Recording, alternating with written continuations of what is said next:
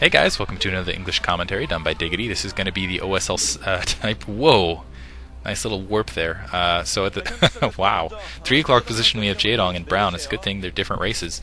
9 o'clock position, I think that was in white on the mini map. Again, kind of warping a little bit there. Yeah, white. We have Best. This is Katrina.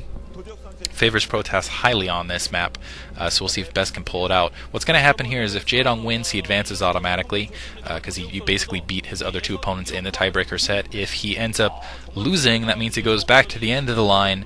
Best gets an opportunity to try to beat C, and then if he wins 2 in a row, he advances, so on and so forth. And basically, it's whoever wins 2 in a row automatically advances in the first slot. Then you have one more match, and whoever wins that match advances as well. So if Jaedong beats Best here, Best is going to go play C, and then we get to see who advances. Yeah, cheesy. Anyway, there's a link I'm going to put in the detail of this video, and I want you guys to go now and click on it and check it out. If you guys don't know it's too important for me to tell you what the actual web address is on the video. Go and click. Check it out. Tasteless is going to be doing some live commentary from Korea. And I expect every single one of you who's listening to this to go and check that out. If not during the fact, then after the fact.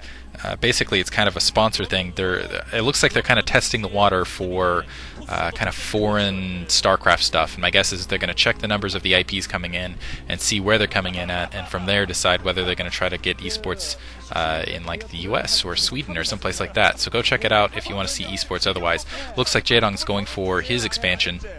Not fast expanding, just 12 hatching. Well, same thing, whatever. Anyway, pro harass here from Best, and Best going in, getting a little too close to that drone, so it's going to turn and attack him. But yeah, go check that out. Tasteless, the first and probably the best commentator out in the field. Former pro gamer.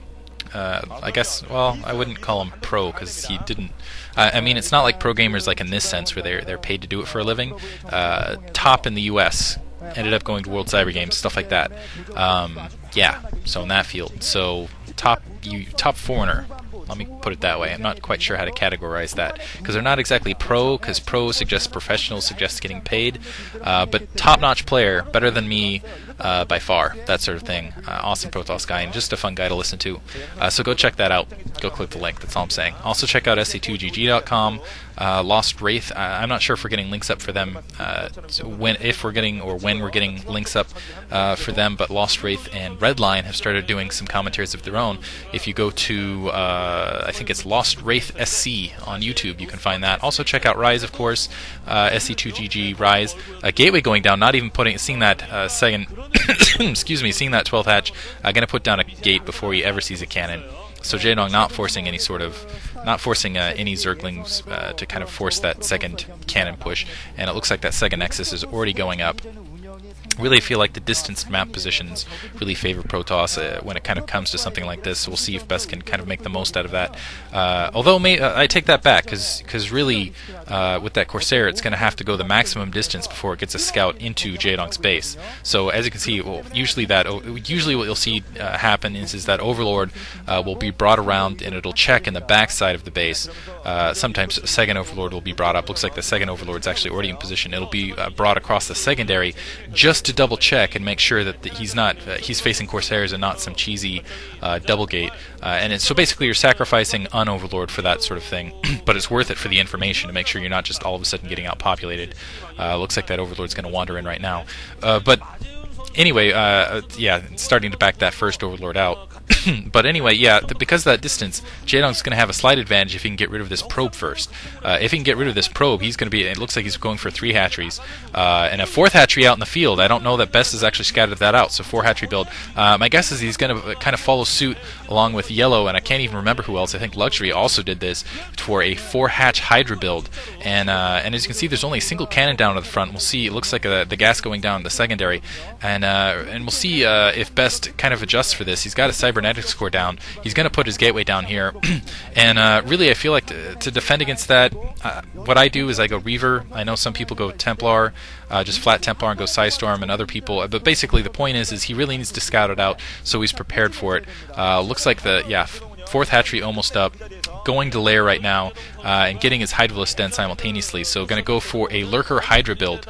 interestingly enough. A single zealot pushing out, and we'll see if that zealot ends up getting intercepted by Jaedong before it ends up scouting. First of all, that outward expansion, that fourth expansion that's now got a gas down as well, and also before it goes into the main. It looks like that Overlord's going to end up getting killed, but it's going to see that cybernetics core. It looks like it also got a good spot at the rest, and he's going to see that gas down first of all, and that's just a sacrifice again for scouting purposes. That zealot now coming across that expansion out there, and it doesn't look like a dragoon wow. Actually, now I think about it, a dragoon, interestingly enough, being produced by Best. And we'll see if maybe he's trying to kind of mimic what we saw. I think it was Anytime do. Maybe it was Much. I think it was Much, actually. Going to try to mimic what Much did, which was just going for a Templar Dragoon build past Corsair.